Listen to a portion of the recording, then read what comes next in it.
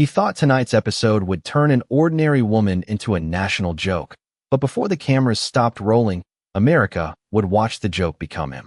The bright marquee outside Studio 8 glowed across downtown Chicago as a line of tourists snapped photos beneath the giant letters of The Jason Reed Show. Inside, producers moved fast beneath white ceiling lights. Interns rushed with clipboards, and makeup artists floated through the hallways like practiced ghosts. Every Tuesday night meant ratings pressure, celebrity interviews, surprise segments, and Jason Reed doing what he did best, making people laugh at someone else's expense. At 46, Jason was one of the most recognized faces on television. His silver suit jackets, polished smile, and razor-timed sarcasm had built a multi-million-dollar brand. He called it honesty. Critics called it cruelty with better lighting. Either way, millions tuned in.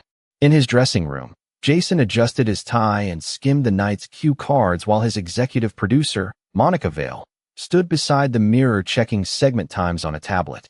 Opening monologue, 6 minutes. Actor interview, 8. Cooking challenge, 7. Then human interest guest at 22. Jason smirked. That the woman from Nebraska? Monica nodded. Emily Carter, 34. Works at a diner outside Omaha. Local viral clip says she sings beautifully. Jason laughed softly. Local viral clips also say cats can play piano. Monica didn't smile. Maybe just be careful tonight. He glanced at her reflection. Careful doesn't trend. Across the studio, audience members filed into red velvet seats carrying popcorn boxes and souvenir mugs. Warm-up comedians practiced applause cues while camera operators tested angles under the stage lights.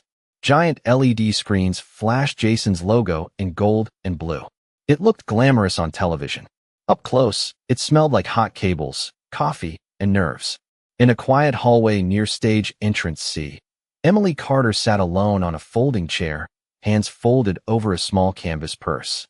She wore a simple navy dress bought years ago for church services, low heels with worn edges, and a thin silver necklace that caught the fluorescent light when she moved. Her hair was pinned neatly back, though a few strands had slipped loose during travel. She had taken a 14-hour bus ride to Chicago after a producer called saying America needed to hear her story. She still wasn't sure what story they meant. A production assistant approached with a headset around his neck. Ms. Carter? We'll bring you out after the cooking segment. Emily offered a polite smile. Thank you. You nervous? He asked. A little. Don't be. Jason loves regular people. The assistant hurried away before hearing his own lie. Emily looked toward the muffled sound of laughter coming from the main stage. She had not been inside a television studio before. The lights felt too bright, the walls too cold, the pace too fast. But none of that unsettled her as much as the grand piano she had passed backstage, covered beneath a black cloth like something sleeping. She stared at it earlier for several seconds before turning away. Some doors in life, once closed, were painful even to glance at. On stage, Jason strode out to thunderous applause, arms wide, smile perfect, feeding on the room like a man warming himself at a fire.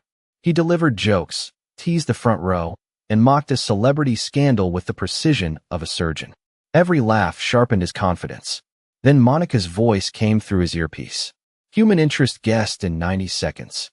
Jason flipped to the next cue card and read Emily's brief bio. Small-town waitress. Quiet. Amateur singer. Never performed publicly. He grinned slowly. Easy target. Ladies and gentlemen, he announced, turning toward camera 1. Coming up next, a woman who says she has a voice worth hearing. Let's find out if America agrees. Backstage, Emily heard the line through the monitor. Her fingers tightened around the purse strap. Somewhere deep inside her, something long silent began to wake. Emily stepped onto the stage as if she were entering the wrong room by accident. The applause was polite, uncertain, the kind reserved for strangers no one expected to remember. Under the flood of studio lights, her navy dress looked even simpler, her low heels quieter against the glossy floor, and the silver necklace at her throat glimmered only when she breathed. Jason Reed remained seated behind his desk, leaning back with the easy confidence of a man who believed every spotlight in America belonged to him. He smiled at her the way people smile at a punchline they have not delivered yet. Emily Carter, he said, drawing out each syllable for effect. All the way from Nebraska. The audience clapped again. Emily nodded and sat in the guest chair across from him. Thank you for having me. Her voice was soft, steady, and almost lost beneath the room's machinery. Jason glanced at his card. You work at a diner outside Omaha? Yes. Full-time. Most weeks. And in your spare time, according to our producers, you sing. A few audience members chuckled at the pause he placed before the final word. Emily gave a small smile. Sometimes. Jason turned to the crowd. Sometimes. That is usually how greatness begins. Laughter rolled through the room. Emily lowered her eyes, not in shame, but in patience. He continued.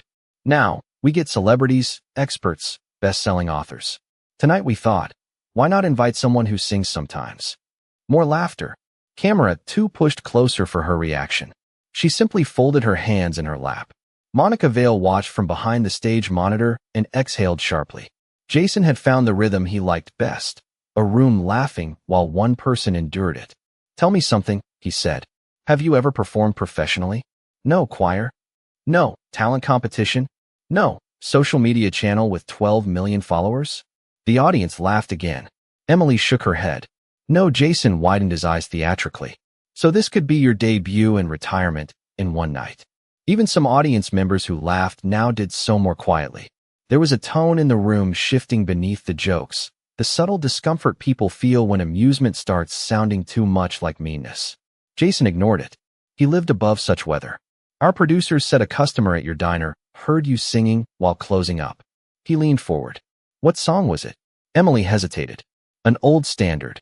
Anything current? I know. Some newer songs. Good, Jason said quickly. Because America has enough old standards. He looked toward the bandstand. Ladies and gentlemen, should we hear what a late-night waitress sounds like? Cheers mixed with uncertain applause. Emily's fingers tightened once, then relaxed. Only if you would like me to, she said. Jason laughed. That is adorable. You think this is optional. The audience reaction thinned into scattered sounds. Monica looked at a floor manager. Get ready to cut if this goes wrong. Which way, he asked. She did not answer. Jason stood and walked her toward center stage where a microphone waited beneath a single white beam. The house band exchanged glances. The pianist adjusted his bench. Let us make this fair, Jason announced. No backup track. No editing. No filters. Just raw talent. He handed her the microphone like a prop in a trick. Emily accepted it with both hands. The studio grew strangely quiet. Jason circled back toward his desk, pleased with the tension he had built. Whenever you are ready, he said. Emily did not sing. Instead, she looked past the cameras toward the covered grand piano near stage left. For a moment, something unreadable crossed her face. Memory, perhaps, or grief polished smooth by time. Then she turned to the pianist. Would you mind uncovering that piano? The room went still. Jason blinked. You play too? Emily met his eyes for the first time. I used to. The pianist pulled away the black cloth, revealing polished ebony beneath the studio lights. A soft murmur moved through the audience. Most had assumed the instrument was decoration, another expensive prop for a polished set. Emily stepped toward it slowly, still holding the microphone, then placed the microphone back into its stand as if returning something she would not need.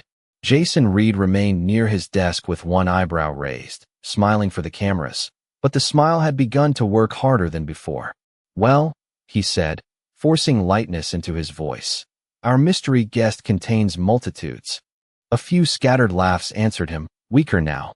Emily sat at the piano bench and adjusted it by less than an inch. The movement was small, practiced, instinctive. The house pianist took one step back and folded his arms, curiosity replacing amusement. Monica Vale leaned closer to the backstage monitor. Who sits like that? She asked quietly. No one answered. Emily rested her fingertips above the keys without touching them. Her shoulders settled. Her breathing slowed. The nervous woman from the hallway seemed to dissolve under the white beam of light, replaced by someone older than fear and more familiar with silence than applause. Jason glanced toward camera 1. Anytime tonight, Emily. She did not react. Then she pressed a single note. It rang clear through the studio, bright and steady, and something in the room changed immediately. Conversation stopped. A man in the third row lowered his popcorn box without realizing it. Emily placed her left hand beside the first note and began a simple progression, gentle as rainfall against a window. The melody was not flashy. It did not beg for attention. It invited it. Jason's smile faded by degrees. Emily began to sing. Her voice rose warm and controlled, carrying a richness no microphone could improve. It moved through the studio like light through open curtains, finding corners no spotlight had reached. Audience members straightened in their seats. A woman near the aisle covered her mouth. The drummer from the house band slowly sat down, eyes fixed on center stage. Emily sang as if no cameras existed, as if she had returned to a place that had waited years for her to come back. Every phrase landed with effortless precision. Every breath arrived exactly where it should. There was ache in the low notes, sunlight in the higher ones, and a steadiness in between that only comes from surviving things no audience ever sees. Jason glanced toward Monica backstage, then back to Emily, then to the crowd. He was searching for control and finding none. He tapped his cue cards against the desk, then set them down when he realized his hand was shaking. Emily reached the chorus, and the room seemed to lean toward her. Even the camera operators moved more slowly, unwilling to disturb the moment. A teenage boy in the front row, who had laughed earlier, stared at the stage with eyes wide and embarrassed. The house pianist whispered under his breath, "No chance." Jason heard him. "What? No chance she is amateur," the pianist said, never looking away from Emily. She shifted into a higher phrase with such ease that several audience members gasped aloud. Then she softened the final line into something nearly spoken, intimate enough to make 600 strangers feel addressed personally. When the verse ended, no one applauded. They were too stunned to interrupt. Jason stood halfway from his chair, then sat again. For the first time in years, he did not know what expression his face should wear. Emily continued into the next passage, stronger now, confidence returning note by note, like someone reclaiming a home long boarded shut. Monica turned to a junior producer. "Clip every camera. Save everything." "For promo?" he asked. She shook her head slowly. "For history." Jason swallowed and looked toward the glowing sign above the audience that commanded applause. No one needed instructions anymore. By the time Emily reached the final chorus, the studio no longer felt like a television set. It felt like a place where people had accidentally wandered into something true. The polished walls, the glowing screens, the cue lights, the branded coffee mugs in the audience, all of it seemed smaller now. Her voice filled every corner with a calm authority that no introduction could have given her. She did not perform with dramatic gestures or manufactured emotion. She simply stood at the piano and sang as if honesty itself had found a melody. Jason Reed remained motionless behind his desk. The man who could improvise jokes through technical failures, celebrity tantrums, and live mishaps now stared at the stage with the expression of someone reading a language he had mocked moments earlier. His mouth opened once, then closed again. He reached for his water glass and missed it by an inch. Monica Vale noticed and looked away so the cameras would not catch her smile. Emily moved into the bridge, lowering her voice to a near whisper that somehow carried farther than shouting ever could. Audience members leaned forward in complete silence. A woman in the second row wiped tears from her cheeks without embarrassment. Two college students who had been filming the show on their phones slowly lowered them, realizing screens could not hold what was happening in the room. The house drummer pressed both palms against his knees and shook his head in disbelief. "She has done this before," he murmured. The pianist answered quietly, "At the highest level." Jason heard every word. His producer's earpiece crackled with frantic voices from the control booth. Rating spikes. Social media exploding. Viewers asking who she was. Clip requests from affiliates. But none of it mattered to Jason in that moment, because for once he was not controlling the story. He was trapped inside it. Emily's final note rose clean and unwavering, then softened into silence so gently it felt less like an ending than a truth being set down carefully. For one heartbeat, the room remained perfectly still. Then the studio erupted. 600 people stood at once. Applause thundered against the walls. Some shouted. Some cried. Others simply stared at Emily with the stunned gratitude people feel after witnessing something they know they will remember for years. Jason stayed seated half a second too long, then stood because everyone else had. He clapped with stiff hands and a fixed smile that fooled no one. Emily turned from the piano bench and looked toward the audience first, not the host. She placed one hand over her heart and gave a modest nod. No triumphant pose. No soaking in the moment. Dignity often needs no choreography. Jason walked toward center stage, smile sharpened, trying to reclaim the frame. Well, he said into his microphone. Looks like we found ourselves a hidden talent tonight. The audience applause weakened instantly. They heard the insult inside the compliment. Emily accepted the handheld microphone from a stage assistant. Thank you, she said softly. Jason forced a laugh. You neglected to mention you could sing like that. Emily met his eyes calmly. You did not ask if I could. You asked if I worked at a diner. A ripple moved through the audience, followed by approving cheers. Jason blinked. Fair enough. So where did you train? Emily glanced at the piano keys. New York. Many years ago. Monica stiffened backstage. She knew enough names in entertainment to sense what might come next. Jason smiled again, but thinner now. Any place I would know? Emily answered without pride, almost apologetically. Juilliard. Then the Metropolitan Opera Young Artists Program. The room gasped as one body. The pianist stood so quickly his bench rolled backward. Monica covered her mouth. Jason's face emptied of color beneath the makeup lights. Emily continued gently. I left when my mother became ill. She needed me more than applause did. Silence fell harder than the applause had risen. In that silence, everyone understood exactly who had been small all evening. Jason Reed had spent 20 years mastering recovery. He knew how to pivot after failed jokes, smooth over awkward interviews, and turn embarrassment into charm before viewers noticed. But standing beneath the studio lights with 600 people staring at him, he discovered there was no script for being exposed by kindness. His smile remained in place a moment too long, like a sign left hanging after the store had closed. Well, he said finally, voice thinner than before. That certainly explains the voice. No one laughed. Emily held the microphone loosely at her side. She was not enjoying his discomfort, and that made it worse. Cruelty expects revenge. Grace leaves no place to hide. Jason cleared his throat. Why would someone with that background end up working in a diner? The question landed poorly, sounding less curious than incredulous. A few audience members groaned. Emily answered with the same calm she had carried all evening. Because life is longer than a resume. The crowd applauded. Jason nodded stiffly as if he had intended the lesson. Of course. Of course. He gestured toward the desk. Please let us sit. They returned to their chairs, but the balance of the room had changed completely. Jason sat behind the desk he once ruled from. Emily sat across from him, no richer, louder, or sharper than before, yet somehow taller in every eye present. Monica Vale spoke urgently through his earpiece. Apologize. Now. Jason touched the hidden receiver but did not answer. Pride is often loudest when it should be silent. He forced another television smile. Emily, you have to understand. We have fun here. We tease. It is part of the show. Emily nodded once. I understand entertainment. She paused just long enough for the audience to lean in. I do not confuse it with disrespect. The applause came harder this time. Jason's jaw tightened. Somewhere in the front row, a man stood and began clapping above his head. Others joined him until another standing ovation rolled through the studio.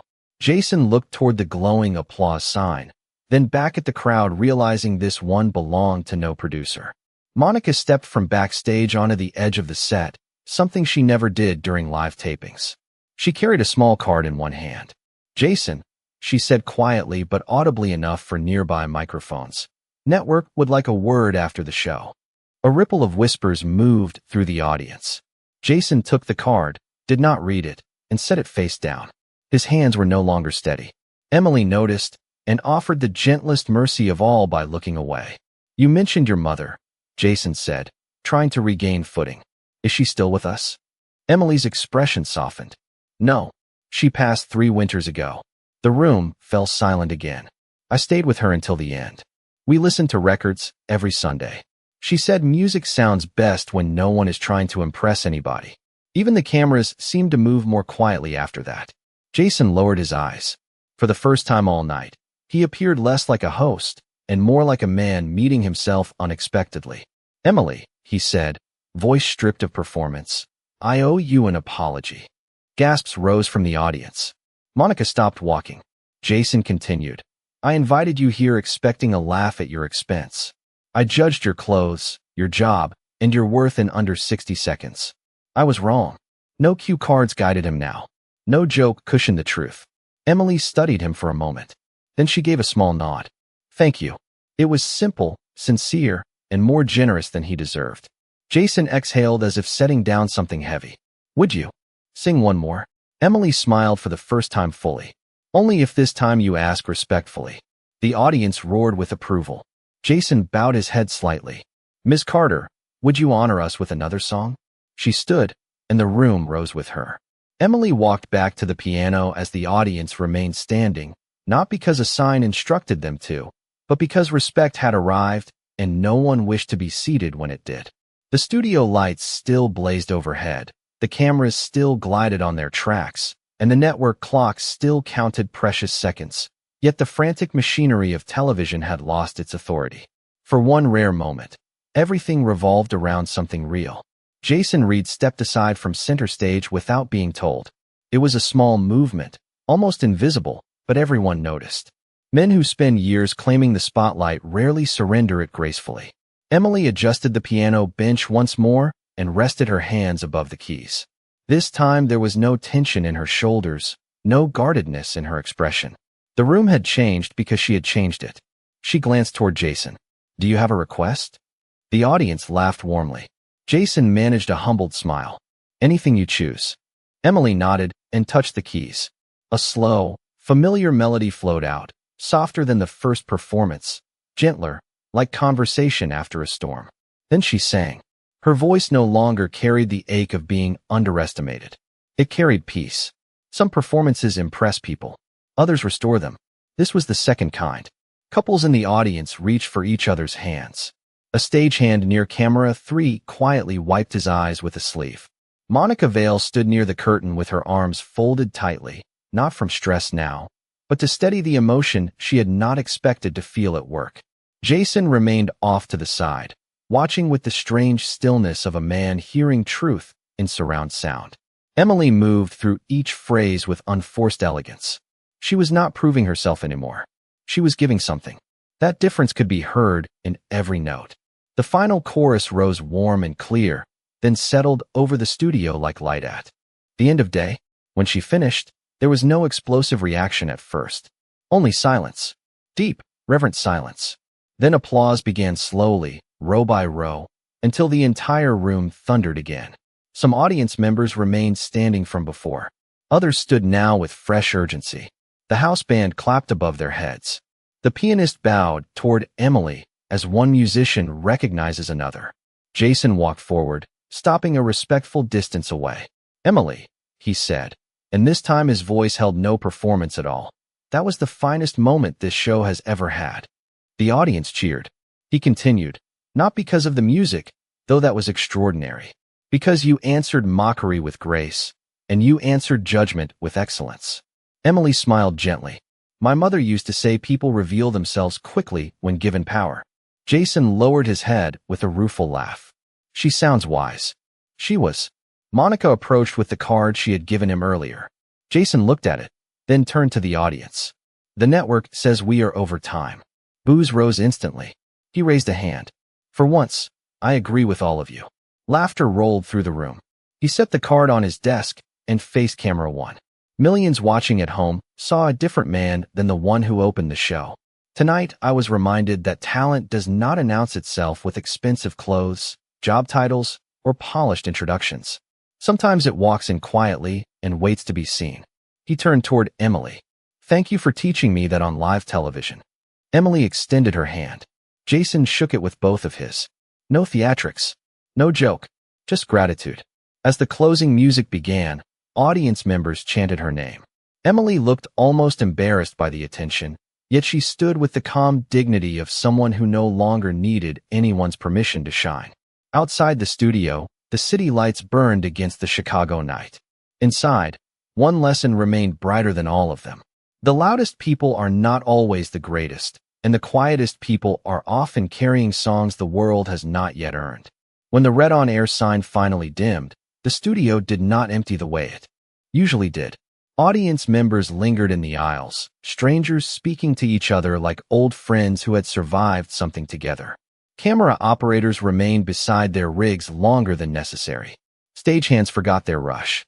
Even the security guards near the exits kept glancing back toward center stage where Emily Carter stood beside the piano, quietly thanking people one at a time, as if she were the guest at someone else's celebration. Jason Reed watched from behind his desk, while crew members removed cue cards and straightened cables around him. For years, he had ended every show with the practiced energy of a man already thinking about tomorrow's ratings. Tonight, he sat still, jacket unbuttoned, tie loosened, eyes fixed on the woman he had misjudged in under a minute. Monica Vale approached holding a tablet filled with flashing notifications. "It is everywhere," she said. "Every platform. Clips are already crossing 5 million views." Jason nodded without looking. "Good for the network." Monica studied him. "That is not what you care about right now." He gave a tired smile. "No, it is not." Across the stage, Emily thanked the house pianist, who asked for an autograph on a folded sheet of music. She laughed softly and signed it with visible reluctance, like someone still unsure she belonged in the center of attention. Jason stood and walked toward her, slower than his usual stride. Several crew members noticed and pretended not to watch. "Emily," he said when he reached her. She turned. "Yes. Would you stay a moment after everyone leaves?" She considered him, then nodded. "All right." 20 minutes later, the studio had fallen into that strange quiet only large rooms know after applause is gone. The seats were empty. The lights were lowered to a warm amber. Dust drifted lazily through beams that had once felt harsh. Emily sat on the edge of the stage with her purse beside her. Jason stood a few feet away, suddenly less certain than he had been before millions of viewers.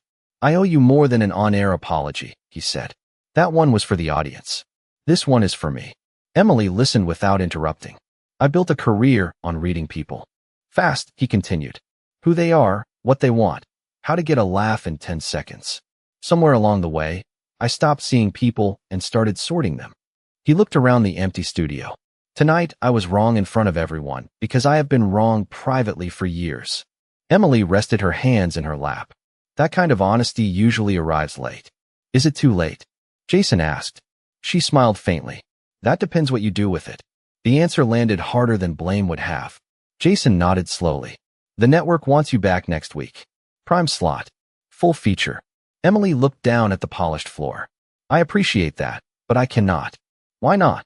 "I have a breakfast shift Friday at the diner. Then I help at the community center choir on Saturdays. On Sundays I visit my mother's grave."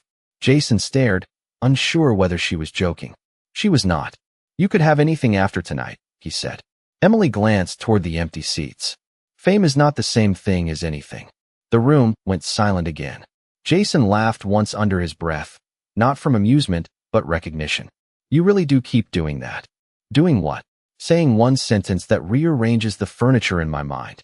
She laughed then, warm and unguarded. It was the first time he had heard joy in her voice without music carrying it. Jason reached into his pocket and removed the silver cue card pin he always used on air. "Would you take this?" Emily frowned slightly. "Why?" "Because I used it to underline jokes at people's expense for too long." He offered it to her. "Maybe it should belong to someone who knows how to use a voice better than ink." Emily accepted the pen gently. "Then use your own voice better tomorrow."